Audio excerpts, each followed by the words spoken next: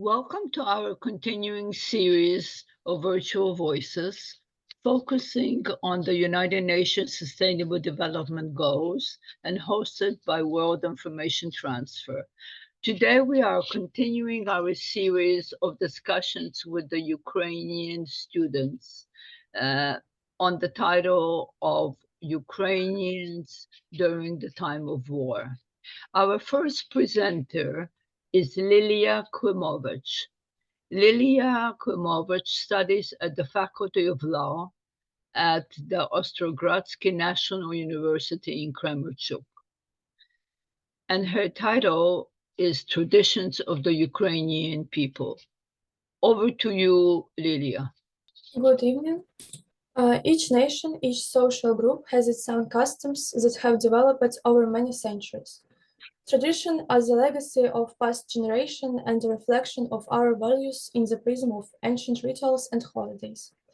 The purpose of tradition is to consolidate and reproduce established ways of life, behavior, and thinking in new generation. Traditions don't arise suddenly, they arise in connection with joint action and experiences of a group of people, and are transmitted from generation to generation, appear on the basis of common values and beliefs. Creating tradition is a dynamic process that interacts with culture, history, and community.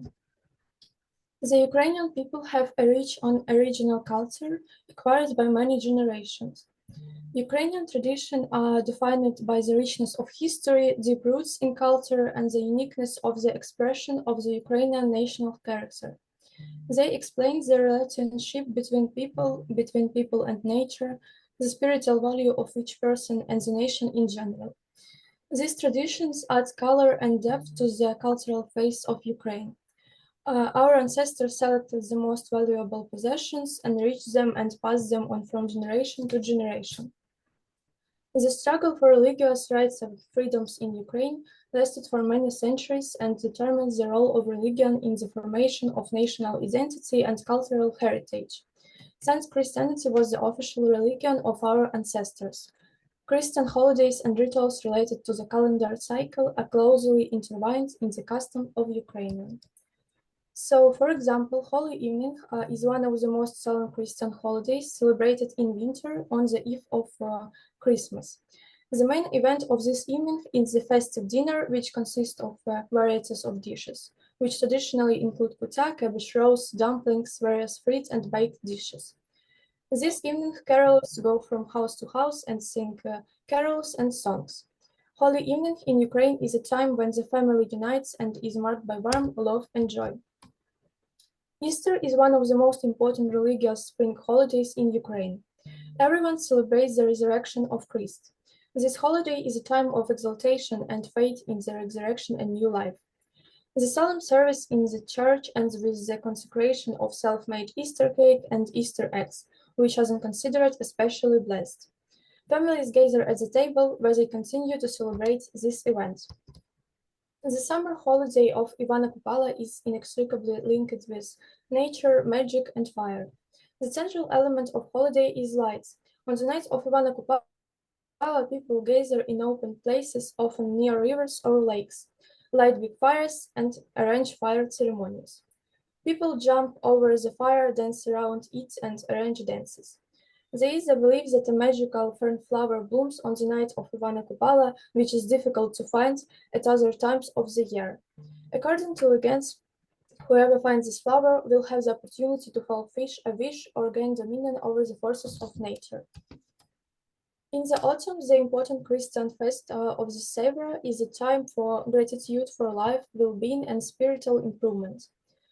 In many Christian churches and communities on this day, a rite of consecration of fruits and vegetables is held, symbolizing the richness of nature and gratitude for God's blessing. Ukrainian folk crafts have deep historical roots based on the way of life of our ancestors. The fertile lands which our ancestors lived provided them with good harvest. Ukrainian tradition related to farming are an important part of national culture and reflects the great importance of grain as a symbol of wealth, generosity, and community. In addition to providing themselves with food, our ancestors also made useful and necessary household items by hand. Pottery is an important component of Ukrainian crafts. Clay products such as jugs and plates have always been used in everyday life. They were decorated with original ornaments and paintings. As a village of Opishnya in the Poltava region is a world-famous center of pottery craftsmanship. Today, as several centuries ago, representatives of famous potters dynasties live in Opishnya. Other traditional crafts of Ukrainians it is blacksmithing, beekeeping, carpet making, and carving. The traditional art of Ukraine has a rich and diverse heritage. Ukrainian folklore is an important part of national culture. It conveys the traditions, faiths, history, and identity of the people. It includes various types of folk art, such as folk tales, legends, songs, ritual texts, and various works of oral folk art. Separately, it is necessary to say about Kobzarstvo, a unique phenomenon not only of Ukrainian but also of world culture.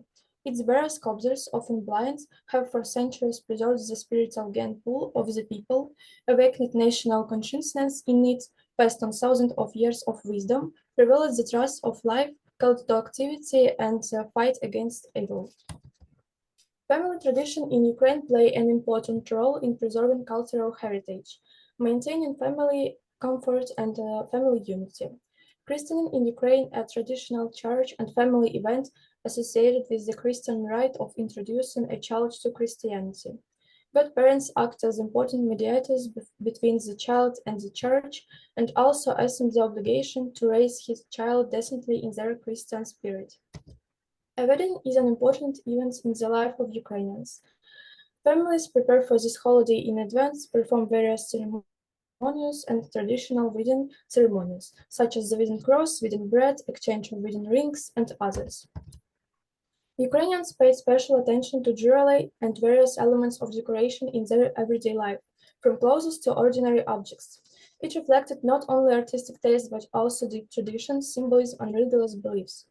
Weaving in Ukraine is an important part of national culture and art. Traditionally, weaving was done at home using various techniques and materials. Textiles were not only used to decorate the home but also had a deep symbolic and cultural meaning. Embroidery is considered one of the most expressive types of home decoration in Ukraine. Embroidered ornaments and motifs are used on towels, embroidered shorts, various textile products, and even on shoes. Traditions contribute to the preservation and transmission of cultural heritage from generation to generation. Preserving and honoring traditions strengthens the community, brings people together, and promotes understanding and respect for other cultures. Following certain tradition, we have the opportunity to feel our involvement in the family, to feel our belonging to our kind culture, to see our importance and necessity. That is why it is necessary to study and maintain the tradition of one's people. After all, a nation exists as long as its language, customs, and tradition exist. That is special thing that distinguishes it from other nations. Thank you for your attention. Thank you very, very much, Lilia. That was a very interesting and informative presentation. And our next presenter is Matvij Ragulin, who studies at the Faculty of Law in the Mykhailo Ostrogradsky National University in Kremenchug. And his title is Preservation and Development of the Ukrainian Language in Modern World. Over to you, Matvij. Good evening, everyone. My name is Matvij, and the topic of my presentation today is preservation and development of the Ukrainian language in modern conditions. And today I'm going to tell you about the importance of the Ukrainian language, the relevance of the Ukrainian language, how the Ukrainian language has changed. It is no secret that this topic is very sensitive in Ukrainian society. However, it's worth mentioning that the Ukrainian language is our cultural barrier, which, along with our mentality and ancient traditions, makes it clear that we and Russia have never been and will never be one nation. As you may know, one of the first things Russia does in the occupied territories is to burn Ukrainian school books and bring their own. In this way, they impose their culture and language on our children, killing everything Ukrainian in them, which obviously has a negative impact on the development and preservation of our language. So that's why the problem of preserving the Ukrainian language is a problem of preserving everything Ukrainian. And Ukraine exists as long as the Ukrainian language is heard. I really believe in this statement.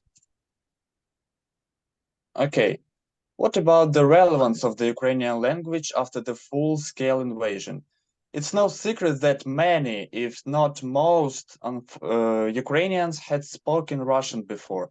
But after the full-scale invasion of Ukraine by Russian troops on February 24th, 2022, many Ukrainians awoke to the desire to reject everything Ukrainian, including the language.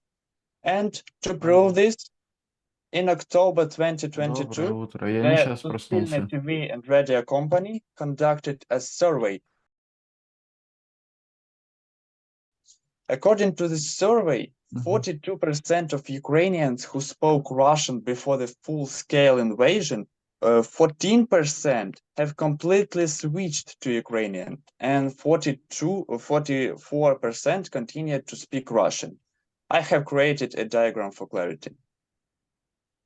And of course, these are good, positive, and even crucial results, but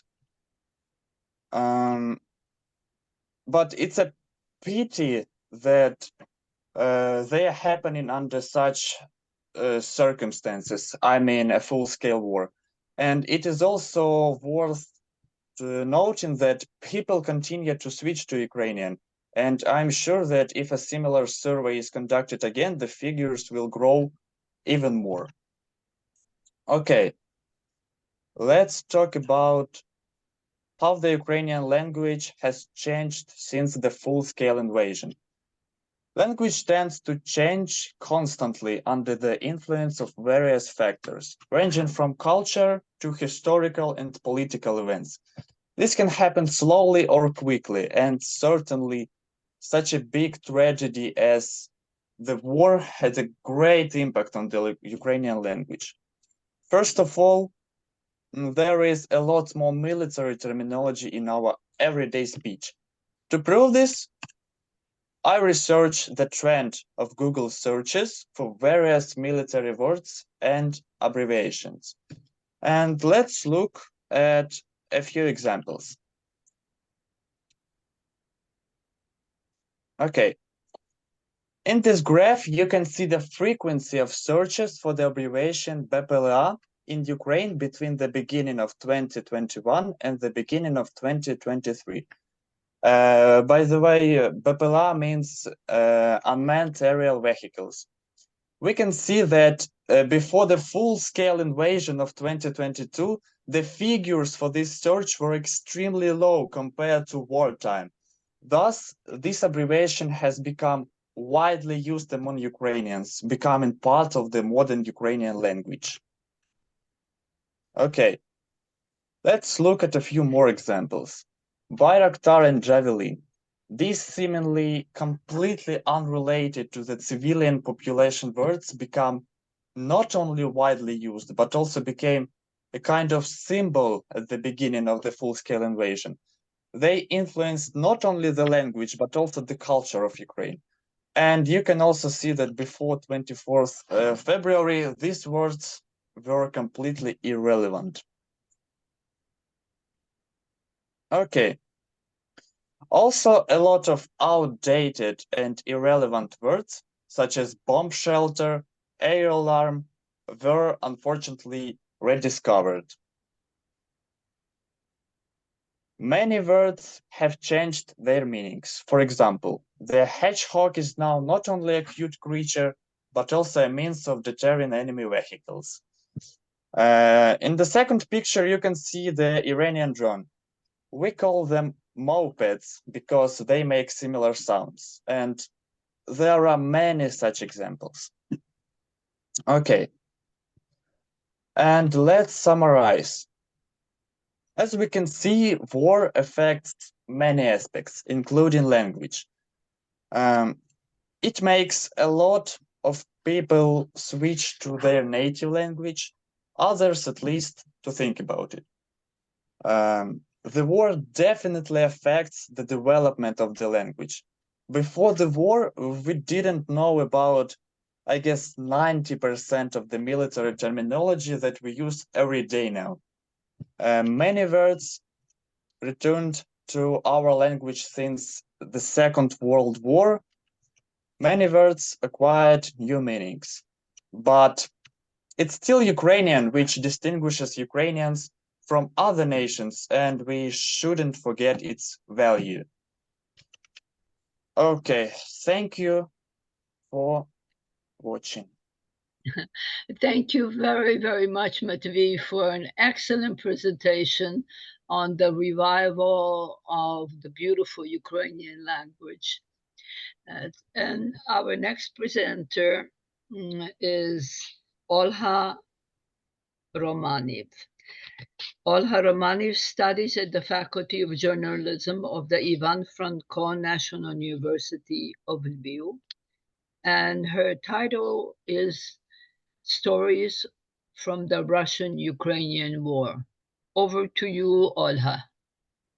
Hi everyone, and first of all, I would like to thank you for the opportunity to present my report. I am glad to share my thoughts today, and the topic of my report is To Be in Captivity, Stories from the Russian-Ukrainian War.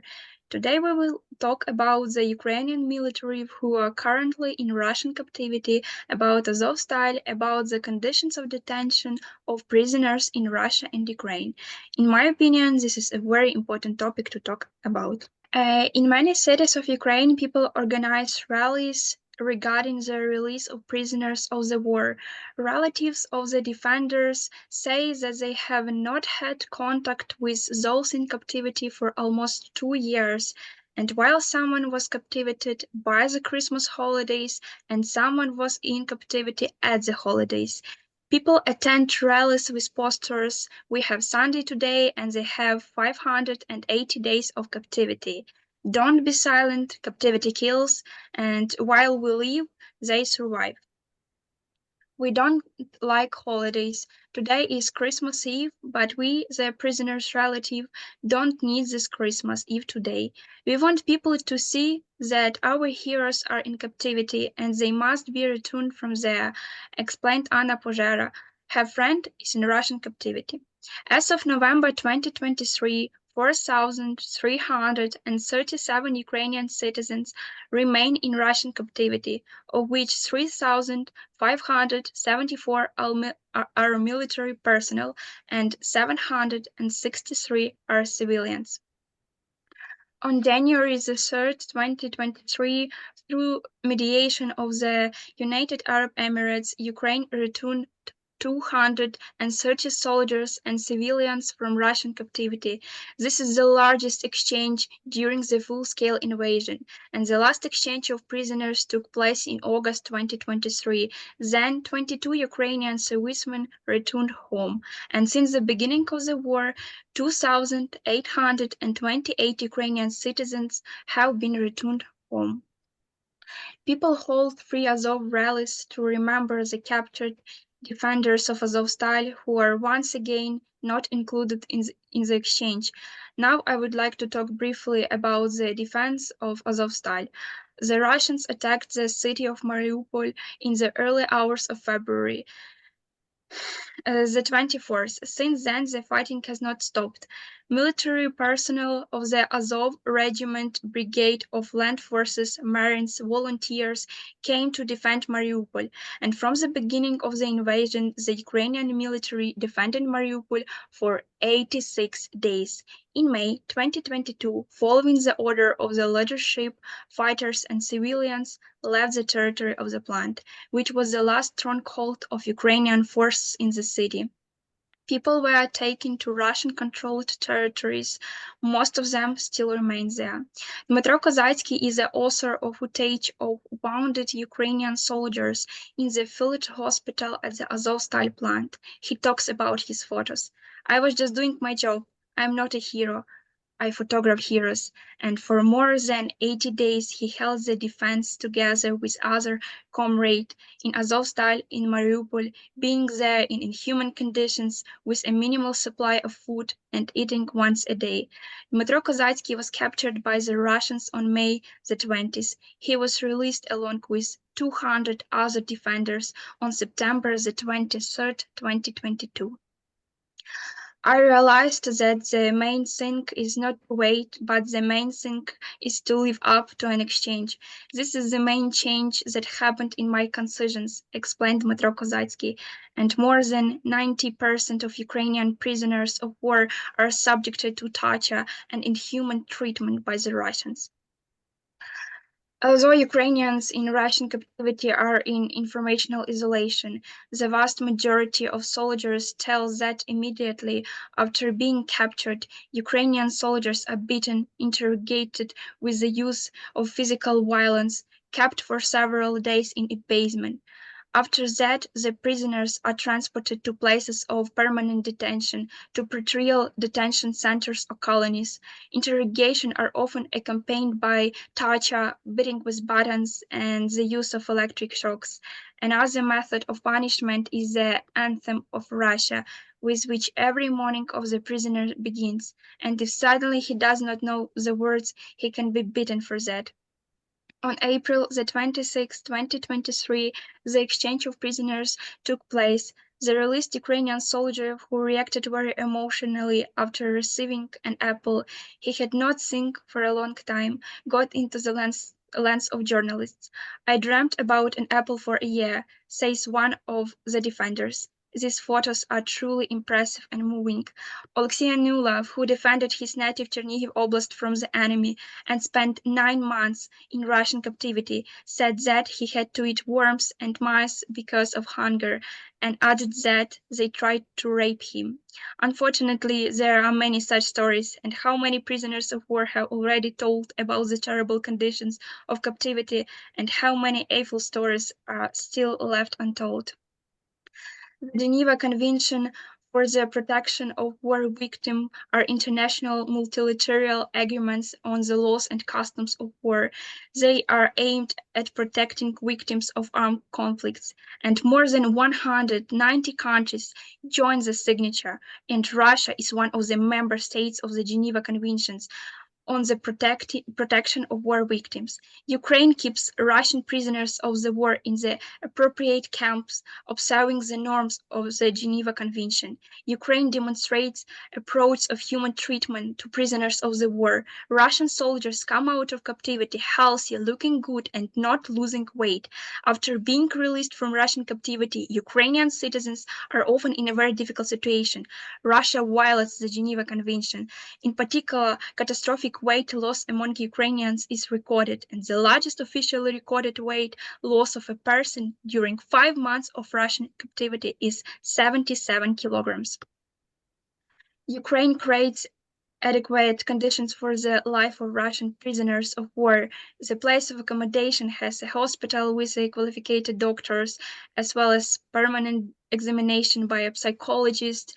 Prisoners work 6 days a week. Sunday is a day off, so they can walk around the territory or go to church.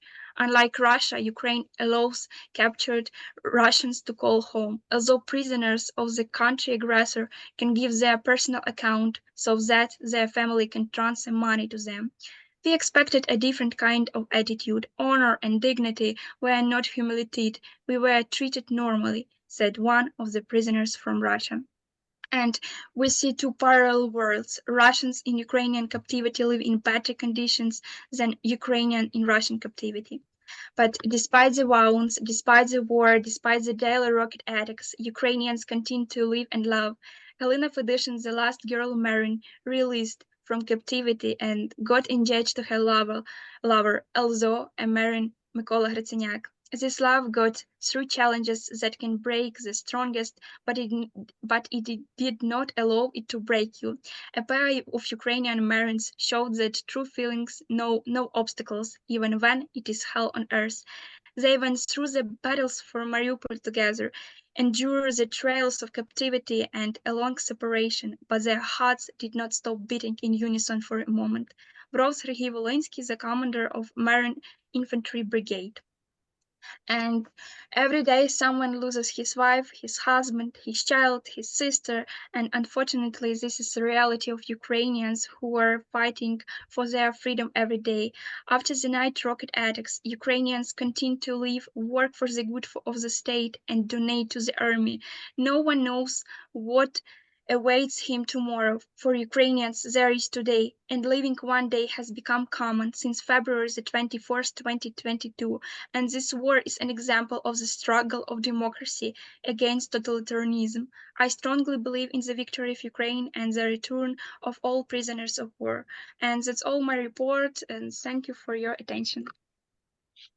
Thank you very, very much for the presentation of the horrors of war, particularly of an unprovoked war by the Russian Federation, and it was very, very illuminating.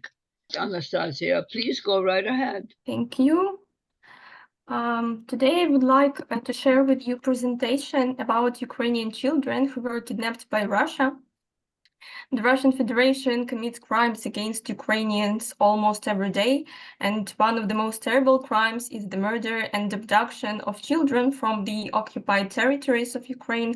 According to the Organization for Security Cooperation in Europe, child abduction is a crime against humanity. Over 1,711 children were affected in Ukraine by the full-scale invasion. Now, according to the prosecutors, 520 children have died and more than 2,000 have received various injuries. According to the Office of the President of Ukraine, since February 24th, more than 19,000 children were forcibly taken to Russia. Russia itself claims to have deported approximately 700,000 Ukrainian children. In May 2022, Russia simplified the procedure for granting Russian citizenship to Ukrainian children. According to the decree of Vladimir Putin, the so-called guardians of children can unilaterally submit applications for Russian citizenship for underage kids. The children's wishes are not considered. Here in the picture, you can see Maria Lvova Belova, the Russian Commissioner for Children's Affairs, for which the International Criminal Court issued an arrest warrant. And this woman is one of those who kidnapped children and doesn't return them to Ukraine. Children are placed in special houses, of which there are more than 1,000. It is unknown in what conditions the children live and in which families they start to live because their names and their surnames are changed. I don't think that if these children had been saved, Russians would have tried so hard to hide them. Russians deport Ukrainian children under the pretext of evacuation. The kids are subjected to a program of Russification in order to become like Russians. Kids are told that their native parents have abandoned them. For adopting Ukrainian children, Russian families receive from 28 to 156 rubles, 1,000 rubles per month, and that's about from $315 to $1,800. Despite the fact that the average salary of a Russian is about $600 per month. They not only deport children, but also encourage adoption with money, given the fact that almost all Russians living outside the capital now have problems with money. It is usually hard for foreigners to believe that the civilian population in the occupied Ukrainian territories is deprived of the rights and actually slaved. People are mobilized to fight against Ukraine, forced to obtain a Russian passport, without which a person loses the right to housing, education, and work. And with a passport, a person doesn't have the right to ignore elections in Russia, for example, and cannot freely travel abroad. In 2014, almost 1 million kids remained in the occupied territories of Crimea, Donetsk region, and Luhansk region. It is still unknown how many of them were deported to Russia, and now Russia militarizes these children and tries to use them as a weapon in order to destroy Ukrainian identity. The Russians kidnap children, teach them false history at schools, and by force encourage them to join the armed forces. This is a genocidal policy, and it has two tasks. The first one is to destroy, to break the children on the territory of Ukraine, what Russians are doing. They kill, they inflict serious injuries, they commit sexual and psychological violence against children. And the second task is to kidnap Ukrainian children in order to replenish their own nation. Another case was illustrated by media approximately 2 days ago. The family of Russian soldier Viktor Filonov, who is suspected of murdering civilians in Ukrainian city Bucha, adopted 7-year-old boy from the occupied territory of Ukraine. Propaganda media noted that this man is a military serviceman with special experience, and he will raise the boy as a patriot of Russia. In fact, that this little boy will be raised by the person who could kill his parents. Before starting to live in Russia, children and adults go through the so-called filtering. If a person supports Ukraine in war, then he or she will be killed. For example, Maria, a 17-year-old migrant from Mariupol, says that she remembers the conversation between two Russian soldiers. "What did you do with the people who didn't pass the filtering?" asked the first one. And "I shot 10 and continued without counting because it isn't interesting," answered the second soldier. Filtration is abuse of civilians which are protected by the Fourth Geneva Convention, and the Russian army has no right to detain these people. There is no military necessity of this, and international courts have to evaluate this. I'm convinced that the deportation of Ukrainian children is a crime that harms not only Ukraine, but also the entire civilized world. Deportation costs huge human sacrifices. Brothers and sisters were separated. Vulnerable youth were turned against each other. Children of preschool age were left without native relatives who could take care of them. The situation is also complicated by the fact that children are turned against Ukraine, and babies, for example, are given to the new families, and almost no statistics are kept in order to return them. The return of children back to Ukraine is a difficult process because Russians are blocking this in every way. Moscow doesn't share any information about deported children and doesn't transfer any lists to Ukraine and international organizations. Therefore, I think that each situation requires an individual approach. Children are the future of society, and upbringing and development determine what the world will be like in the future. That's why Russians commit crimes by kidnapping children, killing them or their parents. Russia loudly says that it is wagging bar not only against Ukraine, but also against all those who defend democratic values and the rule of law. Therefore, the world is obliged to help to return the youth kidnapped by Russia, who are definitely the future of Ukraine. Thank you for your attention. Thank you very, very much, Anastasiia, for presenting a very tragic situation. It is actually very simple to indoctrinate children when they are very young, and they are taken away and they believed they were abandoned. So I really hope that basically the criminal court in The Hague is going to pick up that story and see whether they can remediate some of the problems. But thank you very, very much for your presentation. And we will now move on to questions. What is your favorite holiday and why is it? And that goes to you, Lilia. My favorite traditional Ukrainian holiday is the holiday of Ivana Kupala, because for several years in a row, I have had a tradition of going to the forest with my friends on this day, having fun, lighting a fire, dancing, and weaving reeds and letting them float on the water. This holiday is very energizing and brings joy and satisfaction for me. Thank you, Lilia. And this one will be for you, Matvij. Did the war influence many people to switch to the Ukrainian language? And what is your attitude toward the Russian language now? Okay, thank you for the question. My attitude. Actually, I don't like it. Like when I hear it, I don't know. I just it's not for me. But I don't hate people who speak Russian.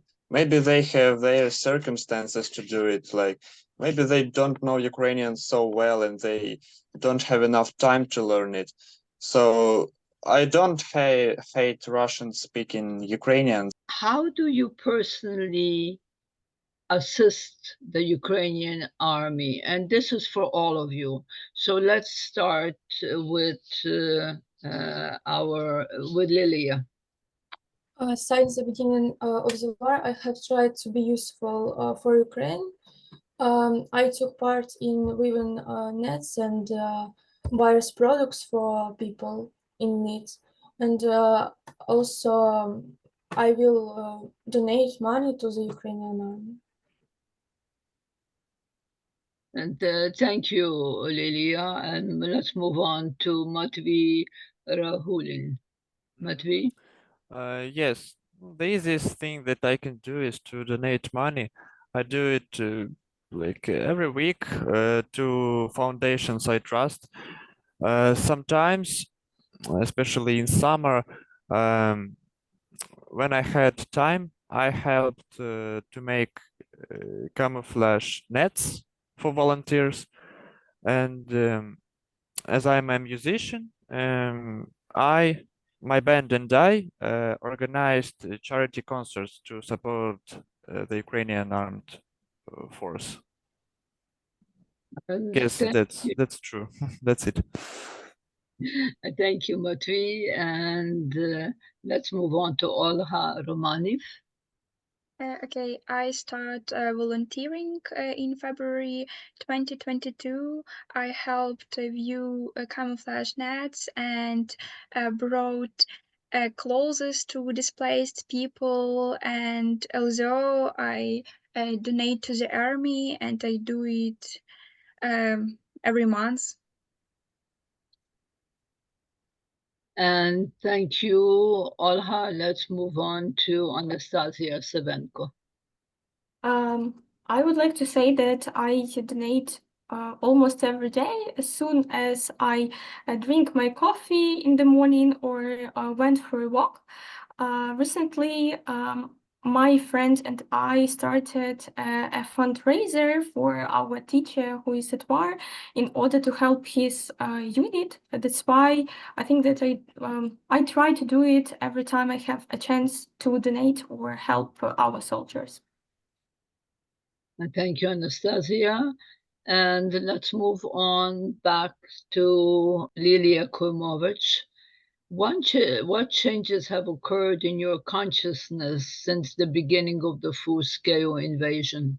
To be honest, I think this war changed a lot of in Ukrainians' life. As for me, I start to appreciate time, people, and I understand that I don't know what will happen with me tomorrow, and I don't know what will happen with me next month, next year, and I don't plan a lot of in the future, and now I start to spend more time with my family, with my friends, because I love them very much.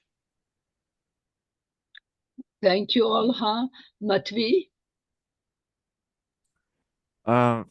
First of all, I switched to the Ukrainian language as my native, because I was Russian speaking before the full scale invasion. Okay, I switched to the Ukrainian. Then I began to take an active interest in Ukrainian history. I started to read a lot of books about our history and so on. And the main thing that I realized that I'm Ukrainian, and it was very important for me to realize. Thank you, Matvij. I heard that from many people, and it's very pleasant to hear that. So let me move on to Lilia Klymovych. I am now trying to completely eradicate the Russian language from my lexicon, and I started to be more interested in Ukrainian, read Ukrainian authors, watch Ukrainian films and series, because for me it's very important. Okay, and finally, Anastasiia. I think that I realized how important it is to connect with other people and help each other, and not be indifferent for the issues we faced with. Recently, there was a Day of Unity in Ukraine, and it only emphasized this. For example, from that period, I joined the youth community in Ukraine, which helps others and tries to develop our space. Thank you, Anastasiia. The next question is, what is the main purpose of people's rallies regarding the prisoners of war? Because they want other people to remember about it, and they want people not to remember about the war, that it's still in progress, and our soldiers in the captivity is really important for us. And if we as more we talk about it, as more chances that they will return. I think that it's the main purpose. Okay, does anybody else, Anastasiia, would you like to answer that, your opinion on this question? I agree with Matvij, because people starting to forget about a war in Ukraine, and their families who are waiting for these prisoners, they try to remind that it is important for them, and the world also should remember about them. And Olha? Yes, I agree with my colleagues, and I want to add that these rallies is remind every Ukrainian that the price of every day lived is extremely high, and we can't forget about these people who is captivity now. We must do what we can here. Okay, thank you, Olha. Now, next question, I don't know whether you're familiar with, but the next question is, why does Russia not comply with the Geneva Convention? Now, only those of you who know what the Geneva Convention is, which can answer that question. Maybe I? Oh, go on, Olha. Russia, for a lot of times shown its essence, and Russians have other values, nomadic, And unfortunately, Russia goes against all the rules, and Russian goes against the Geneva Convention. Russians every day destroy Ukrainian civilians' homes, hospitals, shops, and train station. Well, that's correct. That is correct. And well, basically, Russia does not follow a lot of the protocol, either of the UN or the Geneva Convention. That is unfortunate. Let's move on to the next question. In what way do Russians change the worldview of children? Anyone want to answer that question? Go on, Anastasiia. Yes, I would like to answer this question. I think that they usually do it with the help of education, teaching children the wrong history. For example, they tell that Ukraine is the greatest enemy of the world, and Russia and democracy isn't worth anything. Children also brought up in the spirit of war, because in Russia there are several organizations, units for such upbringing, and this is how propaganda works. They usually do it with the whole world, and also they spread disinformation for children. Thank you, Anastasiia. Anyone else would like to respond to that question? I totally agree with Anastasiia. Okay. What could be the next steps to encourage Ukrainians to switch from Russian to Ukrainian? Who would like to answer that question? May I? Oh, certainly. Go right ahead, Anastasiia. I'm sure that people who has already changed into Ukrainian and start speaking it should encourage others with the help of their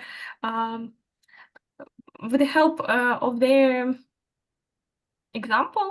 They should show that it is not so difficult as they imagine, and people always are ready to support others in order to start speaking Ukrainian. Thank you, Anastasiia. Matvij, did you come to some kind of a thought that you want to share, or shall we move on? Okay, I'm a supporter of gentle Ukrainization, if I can say it. So I believe that it's a gradual process, and it just take a lot of time. So Ukrainians continue to switch to Ukrainian, and it's like a, I don't know, geometrical progression. As more Ukrainians speak Ukrainian, that as many Ukrainians will switch to Ukrainian. I think that's it. So it's a gradual process. It won't happen immediately. And this is again for you, Matvij, but if you want to answer it, go right ahead. If not, we'll see whether anybody else would like it. What do you think should be done to reduce the number of Russian-speaking people in Ukraine? To continue speaking Ukrainian, and they will disappear. I mean, Russian-speaking Ukrainians. Or you think that they will disappear? But that will be No, all of them will definitely not disappear, but I think it's a gradual process. So we need to give time to them. This question is for Olga. Oh, here we are. How exactly are children used in war against the conflict? But basically, go on. Olga, do you want to answer that? Yes, I'm here. I think Russia use Ukrainian children in Russian propaganda, because they